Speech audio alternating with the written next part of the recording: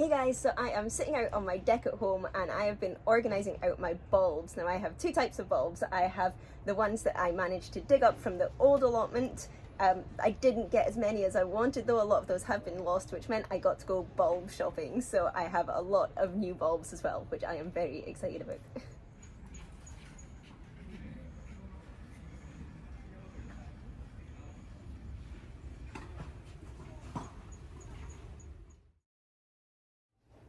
For anyone that doesn't know, my name is Peggy and I am going into now my 4th year of growing a cut flower garden here on my allotment in Kanagawa Prefecture, Japan, which is just south of Tokyo in USDO Zone 9B. Thanks for checking out my channel.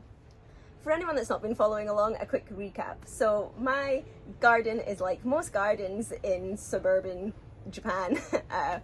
We are technically a suburb of Tokyo, although we are a separate prefecture. We're in Kanagawa, but we're close enough to commute into Tokyo, which means that property here is squished in together and it's really hard to get a garden. So because my garden here is so small and so bad, it's in shade, it's terrible new build soil, it's just not good, I have had an allotment and I have been growing on that allotment now for 3 years trying to get my cut flower garden going. But like I say, this the property here, the property value is going up after COVID, and more people are trying to move into nicer areas so they can still commute into Tokyo too. And so they have sold my allotment and I was told that I had until the end of September to get off, which meant I had to go in basically at the peak of the season here, because summer is so hot that usually the end of the season is best for me.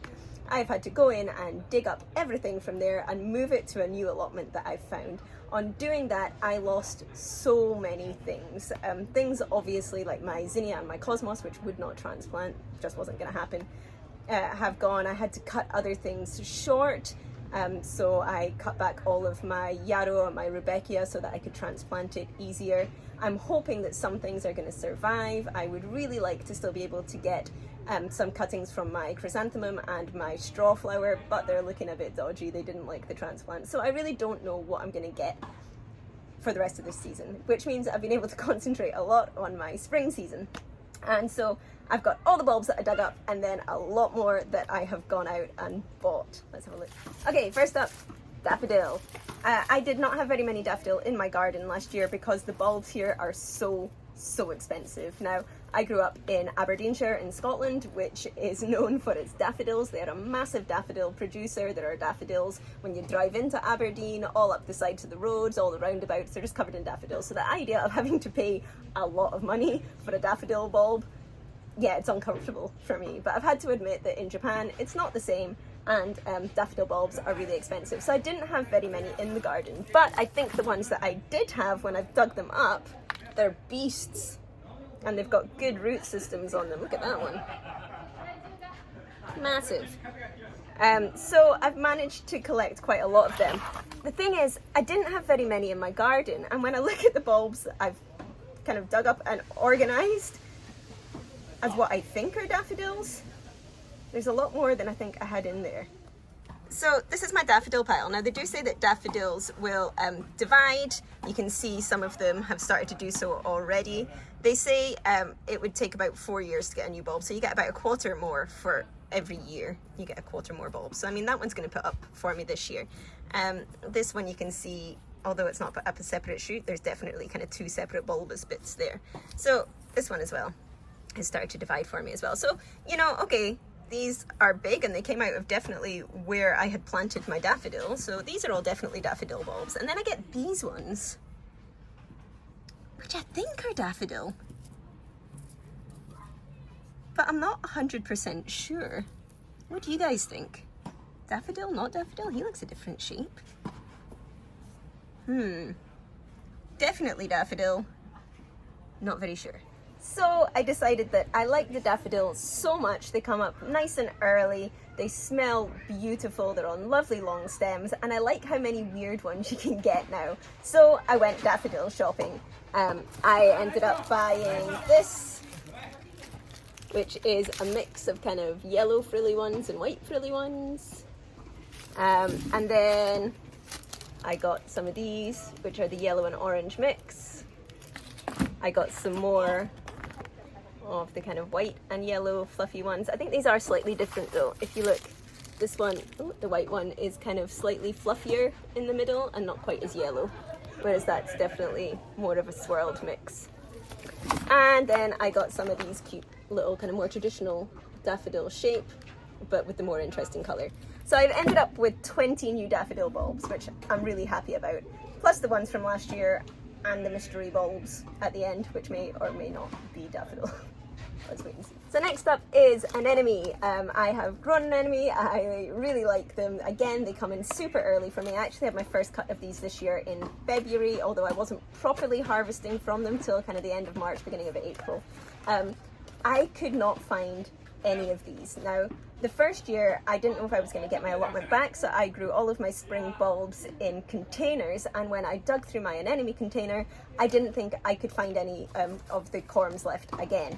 But come spring, they started to come up. So I don't know if it's just really hard to find them in the soil, or if they've all rotted, baked, been eaten, I don't know. But I went for the same ones that I grew last year. So this is just a single mix, and then the same, but in the kind of fancier frilly double mix. And these are really small corms, although it looks like a tiny bag. There's actually 20 corm in there. So I've got 20 of each. And then I got some of these white and green ones just because I really like those. I think they're pretty. And there are 10 corm in there. So I've got 50 new anemone. Now when I did my anemone yield from last year, when I tried to figure out how many I had got from each plant, I think I did it off of 45 plants. So hopefully if I can get all of these producing, it will be the same as last year. So my son is walking about in the background. So I'm hoping that this will actually, although it looks like a small amount, it should give me quite a good number of anemone in the garden next year. Now, while I say I didn't find any of the anemone corm from my old garden, what I did find was this kind of thing, which I think might actually be an anemone corm, but I'm not entirely sure. You know, I'm used to them looking the way they come, which is kind of these small kind of pitty stones. They're kind of almost pointy on one end and flat on the top, and much smaller than what I'm finding. But this definitely came out of the patch where there were anemone, and the anemone were planted next to the freesia, and that doesn't look much like a freesia bulb either. And I've got a few of them.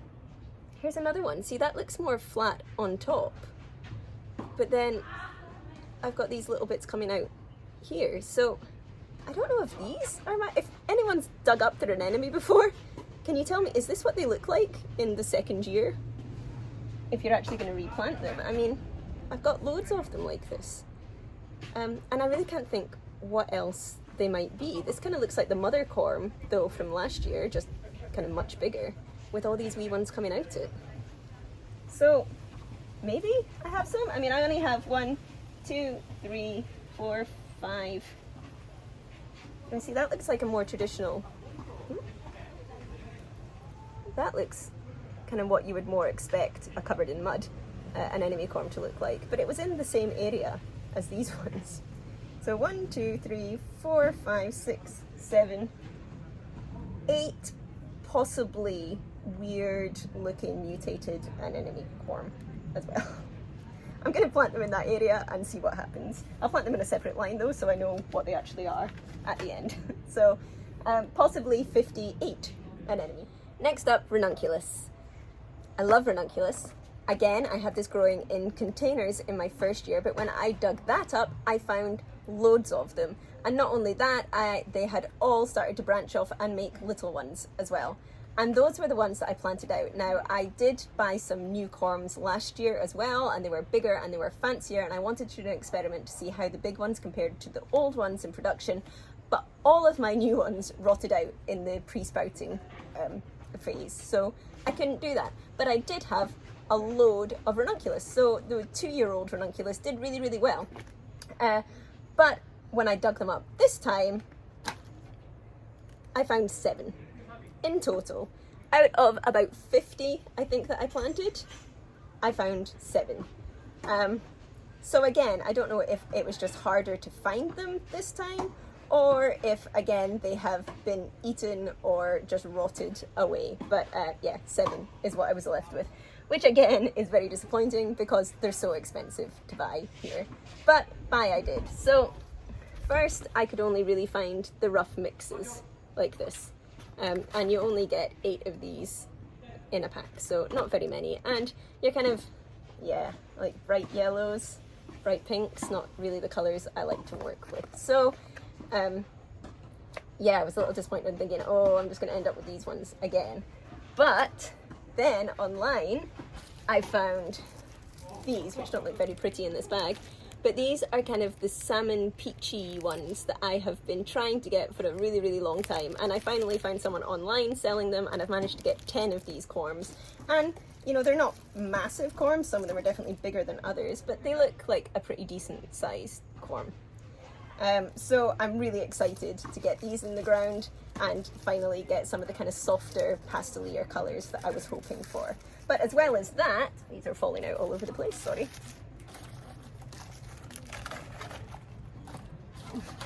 As well as that, I went to one of my favourite shops, which is a little bit further away today, and I found these.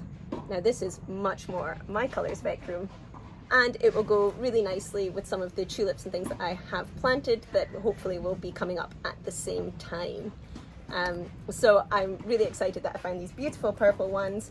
I found these, now I know they are kind of orange, but they are definitely a darker, more coppery orange, which I really like as well. And then I just went for some pretty white ones as well.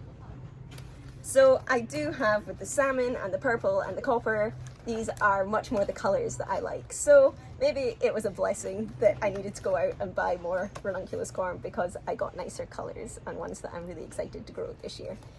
So I have ended up with 4, 8, 12, 16 and 10, 26. Plus my 6, I guess. So 32 ranunculus corms, so not as many as I had in the ground last year, but hopefully I can get these to be really productive and they're nicer colours. Yay! So in the same shop that I found the lovely ranunculus, I also found these, which are Spanish bluebell, which I did not plan on having in the garden, but I really wanted to grow because I've heard good things about them, and these are ones that grow well in the UK climate and especially in the Scottish climate, and it's weird that I'm testing out things that I could grow at home, but you know, a move home might be on the cards. So I am starting to think about what I can learn to grow and decide if I like that would grow in the UK climate as well as here. So these are Spanish bluebell, and I'm really excited to get these in the ground and see how well they do. And these should come up early, I'm hoping early enough to go with my daffodil, and possibly my ranunculus and things as well. So that'll just be a nice little kind of sparkly, fluffy flower to go in with the kind of more sturdy looking daffodils and add a little bit of a twinkle to a bouquet. So I'm hoping that that'll be a really nice companion plant. Another thing I wasn't planning on growing, but I've gone and bought the bulbs for anyway, is this muscari, or grape hyacinth. Now, I wasn't planning on growing this, it wasn't in my original plan, but I found this bag at Costco randomly, and it was 20 bulbs and it was reasonably priced, and I had some of this growing in my garden just randomly. I have a little Japanese side garden, and in the shade there, this grows really nicely, and I actually saw that some of them were growing really long this year, or last spring. So and again, it gave me something that came up really early again and paired nicely when I didn't have a lot of flowers, and I was making smaller kind of bud vase arrangements, so I didn't need the huge long stems to make up the kind of smaller little kind of gathered vases that I like to do during the spring. So I went ahead and I bought this, and it's a mixed one, and it's got the really nice kind of soft purples, dark purples, light pinks and whites. So I'm excited to have this, and they're so small. I mean, the bulbs in these are, it's a massive bag, they're actually quite small bulbs, and you can plant them quite close together. So it's not going to take up a huge amount of room in the garden, but I'm hoping it'll give me something nice to have as just a little something extra in my spring bulb, a little something nicer in my spring arrangements. Freesia. Freesia are one of the few bulbs you can buy in Japan where for a pretty reasonable price you get a lot of bulbs. For a pretty reasonable price you get a lot of bulbs. Now again, when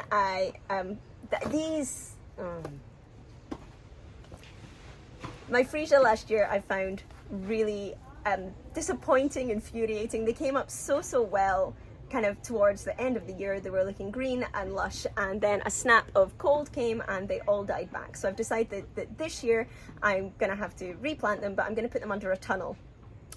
I'm also going to try putting them under a shade cloth, because I have seen them being sold here as a cut flower, and they were massive, the biggest freesia I've ever seen. And I have some freesia that I've planted just around my small garden here, and I noticed that the ones in the shade were getting much taller than the ones that were in what you would consider a nicer spot. So I'm going to try growing these under a tunnel to protect them, because I think it was actually the cold wind that did them in, not the actual cold temperature itself. So I'm going to try growing them under a tunnel, and then later I'm going to put them under shade and see if I can get them to stretch a little bit. So I have bought, these are just normal singles. I then bought a couple of packets of the fancier kind of double bloom ones. And then I paid a little bit more to have some fancy ones. Now, I grew these last year and they didn't come up, and I was gutted because they are quite expensive for not very many bulbs at all. But it's kind of a nice peachy colour and softer kind of lilac-y purple colour, lavender colour. So these are more in the colour scheme of what I would like to have if I could afford to buy all the fancy bulbs. I did manage to dig up some of my freesia bulbs from last year. I don't know which ones are which though. Some are definitely bigger, some are smaller, some you can see have started to put off offshoots. And I think these are like baby freesia that have fallen off while I've been digging them up. So I'll put them in as well and see what I get from them. I'm hoping it's the fancy ones. These are gladiola bulb. I had a lot of gladiola that still had their leaves on, so I just transplanted them straight into the new allotment. But these ones were ones that I found while I was digging up. They were obviously the ones that came earlier and dropped their leaves. So I've got these to put in my little glad pile as well, which has actually turned out to be quite a big gladiola patch. But I'm okay with that, because gladiola turned out to be one of my surprise favourite flowers from last year. So I would love to get more of those in the garden. I absolutely adore them. I love the colours they were coming up in. They were like corals and lavenders and violets, and not the kind of really garish colours hi, that you think of when you think of older style glads. So I'm really excited that I've got so many. I kind of missed them this year because I went away for June and a lot of them flowered while I was away, so I only got a few stems of them this year, but again, the ones I got I loved. So more glads, good.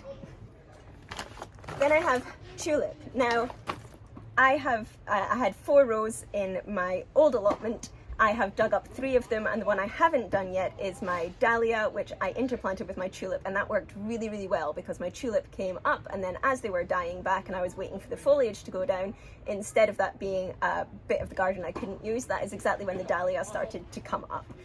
So I could just leave the tulip where they were, and the dahlia came up and shaded them out, and then the tulip died down. So I loved that planting. Now, weirdly, I've chosen not to do that this year, but that's a whole other, I'll go through my plan for next year in a different video.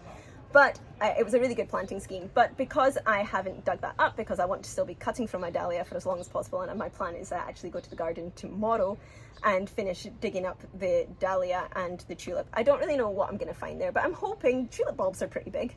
I'm hoping that I'll be able to find them quite easily.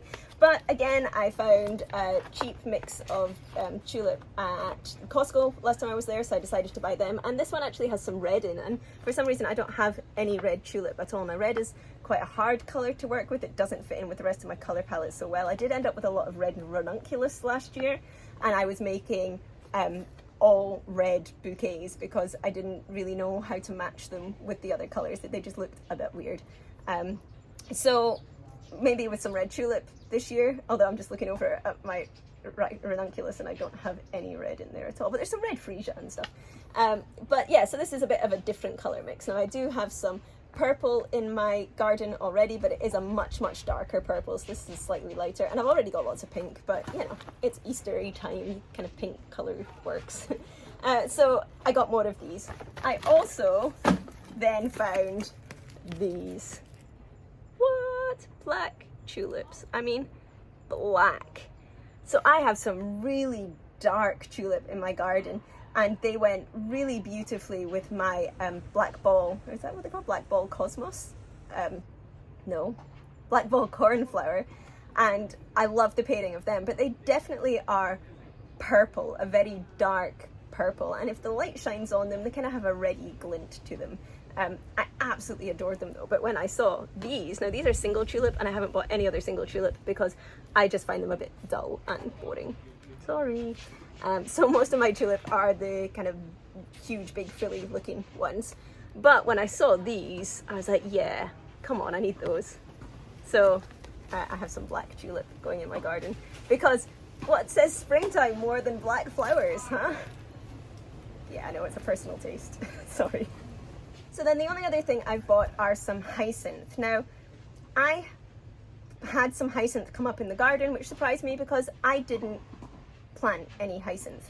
What I think happened was when I transplanted stuff from my garden, some of my hyacinth from my garden had got mixed up with them. So I had some growing in with my daffodil and I had some growing in with my gladiola. On digging things up, I found one hyacinth bulb.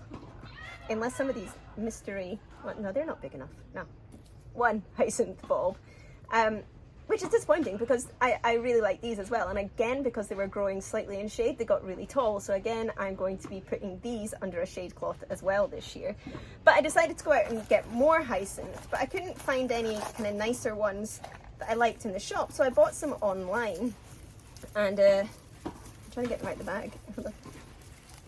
If you can see, these are really nice colors. There's like a really dark purple and a peach color, and a kind of soft yellow, but I thought they would really match like my vintage stock and my apricot stock. I have some yellow stock as well that I think these will look really nice with because these are early, and again, they'll go really nicely with my daffodil. But when they came, they're really small. Are these not really small for hyacinth bulb?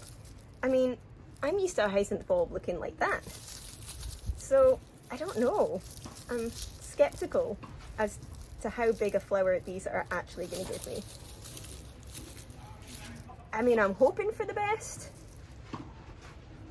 But yeah, online shopping.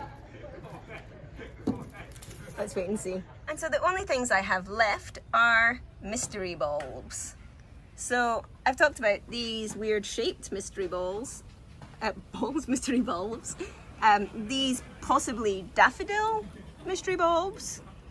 Then I have these. Now these I dug up from where my allium were. They're not the huge, big, kind of round, puffy allium. They were more of the smaller ones, so they come on a smaller bulb, but I was pretty sure the bulbs were bigger than that. But that's what came out of where I had planted my allium. Again, I'd only planted 10 allium. 1, 2, 3, 4, 5, 6, 7, 8, 9, 10, 11, 12, 13, 14, 15. Yeah, so that's too many. So I'm not really sure what those are. Wait, there's another one. What's that? Guesses on mystery bulb. That's a big mystery bulb though. Then I've got all these little ones which kind of fell off of the sides of other ones, and although they'll give me nothing this year, I'm kind of tempted just to put them in the garden anyway, and maybe next year they'll start to kind of get bigger and show me what they actually are, and if not, then they'll just rot down into the soil and make the soil better, I guess. So yeah, that's kind of a mystery pile that I'll just put in a row at the end. And then we have these. I mean, what? I don't even know where I dug these out of. There's definitely 2 of them that are then putting out little ones at the side. I'm putting out these kind of sprouts. And then I've got some little ones that have also started sprouting. But I genuinely have no idea what they are. Any ideas? Anyone got any ideas on what that is? Whatever it is, it obviously needs to get in the ground quite quickly because it's ready to start growing.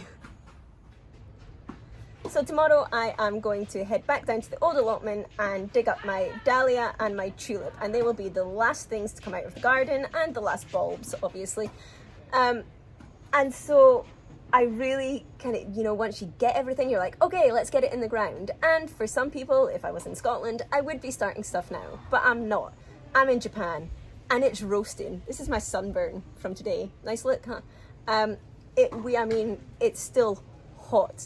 The weather this year has been so weird. And usually in Japan in September, it's typhoon season. And like there's no rain. we had some really heavy rain for one day last week, and that was it. We are still about 33, 34 degrees every day, dropping down to 28 degrees at night. So I can't put these in the ground as much as I want to. I can't put them in the ground yet. They'll just bake. They'll absolutely bake. Now things like my tulip, you have to wait until it's much colder. They do not like a warm ground. So maybe I should be worried about digging them up because they've been in there all summer.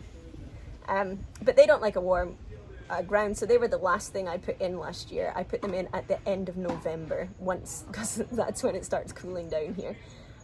These I would like to get in sooner. Last year I started my ranunculus and my anemone in October. I'm a week away from that, so I don't know if that's realistically going to be okay this year. Last year I did pre-soak and then pre-sprout them, and as I've mentioned in videos before this, in my spring review video, if you want to go back and look that, I'll put a link in below.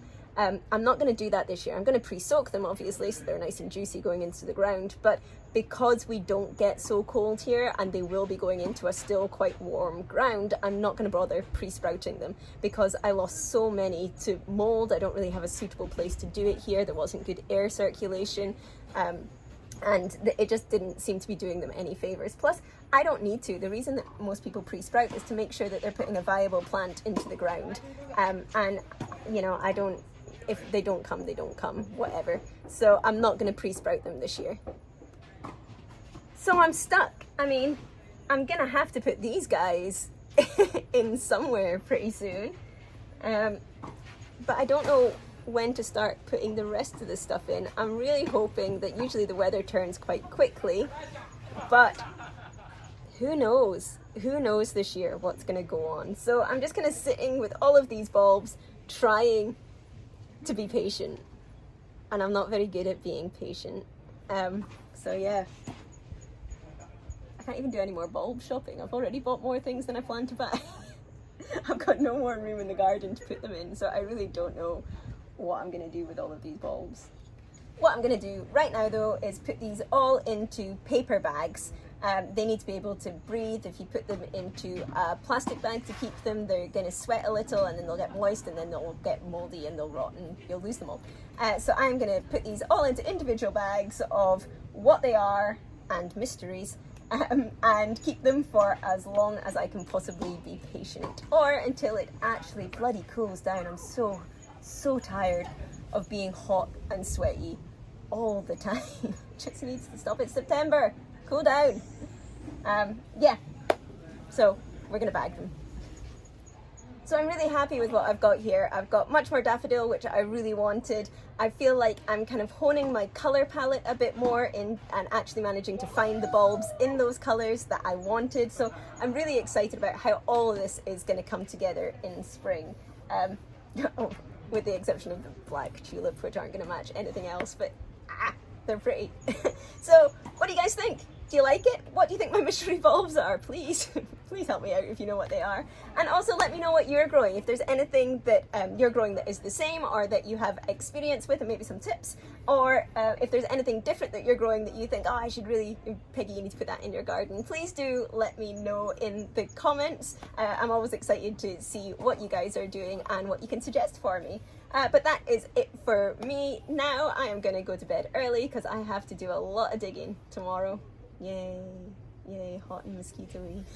But no, I'm actually really excited to get back onto the allotment and just get that garden dug out and finished so we can officially move everything to the new allotment and I don't have to be going back and forth between two gardens.